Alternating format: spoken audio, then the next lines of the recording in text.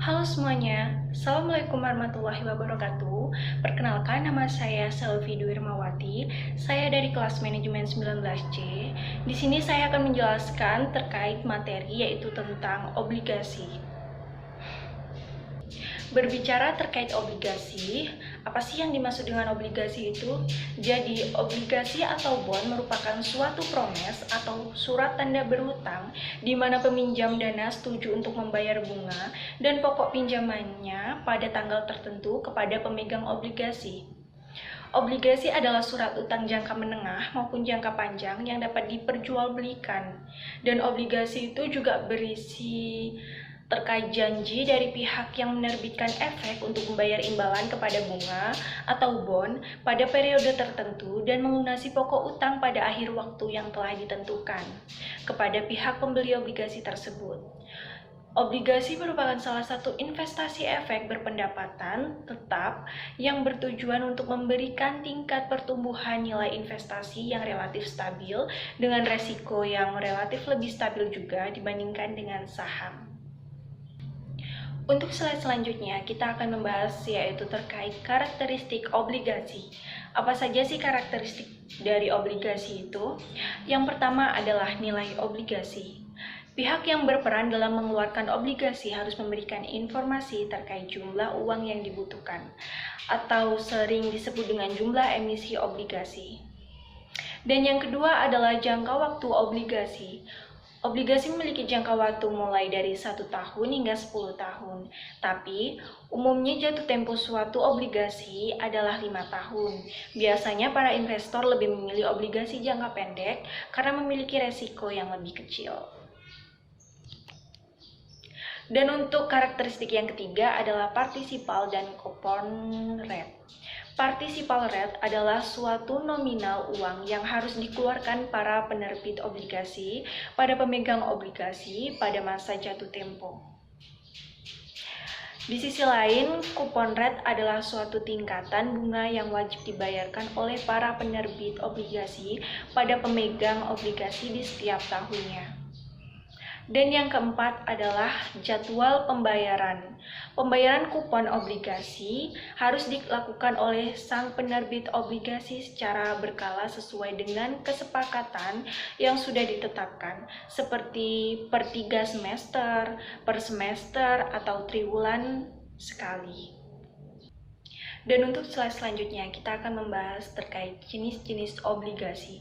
Jenis obligasi terbagi menjadi 4. Yang pertama adalah obligasi pemerintah.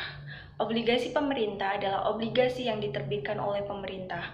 Obligasi ini tidak sepenuhnya bebas risiko, dan obligasi ini akan menurun ketika tingkat bunga naik. Banyak investor memandang obligasi pemerintah ini sebagai tempat yang paling aman, namun kurang menguntungkan untuk menginvestasikan dana yang mereka miliki. Dan yang kedua adalah obligasi perusahaan. Merupakan salah satu jenis obligasi yang dikeluarkan oleh perusahaan tertentu seperti pemerintah atau BUMN ataupun swasta dengan kurun waktu 1 tahun. Contohnya yaitu adalah PT Indofood Sukses Makmur Tbk dengan kode INDF menerbitkan surat obligasi seharga 2 triliun pada tahun 2014 dengan tingkat bunga yang tetap dengan kurun waktu 5 tahun. Dan yang ketiga adalah obligasi pemerintah daerah. Jenis obligasi yang dikeluarkan oleh pemerintah daerah untuk mendanai proyek pembangunan yang berhubungan dengan kepentingan publik. Dan yang keempat adalah obligasi luar negeri. Obligasi luar negeri adalah obligasi yang diterbitkan oleh pemerintah atau perusahaan luar negeri.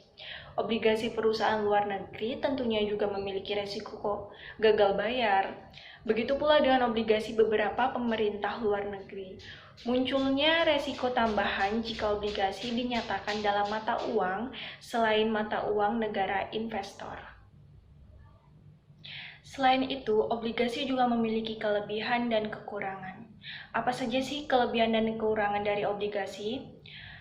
Yang pertama, kita akan membahas terkait kelebihan dari obligasi terlebih dahulu. Pemegang obligasi akan mendapatkan bunga atau kupon obligasi yang nilainya lebih tinggi dari bunga deposit bank. Jenis kupon tersebut juga Ada yang bersifat tetap dan ada juga yang bersifat mengembang. Surat berharga dengan bentuk obligasi akan lebih mudah untuk diperdagangkan di pasar sekunder sesuai dengan mekanisme BEI atau di luar BEI. Selain kupon, pemegang obligasi juga akan mendapatkan keuntungan berupa capital gain, yaitu suatu selisih harga obligasi saat obligasi tersebut diperjualbelikan. Dan untuk yang selanjutnya yaitu kekurangan dari obligasi. Tidak selamanya obligasi bersifat aman, karena ada beberapa jenis obligasi yang memiliki resiko gagal bayar dari penerbit obligasi, sehingga pihak investor tidak bisa mendapatkan keuntungan atau kehilangan nilai investasinya. Namun, resiko tersebut hanya ada pada jenis obligasi yang tidak dilindungi oleh undang-undang. Obligasi juga akan lebih mudah terpengaruh pada perubahan ekonomi, kondisi politik, dan suku bunga. Selain itu, pihak investor juga lebih rentan mengalami kerugian jika menjual obligasi pada pasar sekunder sebelum jatuh tempo, karena harga jualnya akan lebih rendah daripada harga belinya. Itu saja materi yang dapat saya sampaikan. Apabila saya ada salah ucap atau kata, saya mohon maaf. Sekian, wassalamualaikum warahmatullahi wabarakatuh.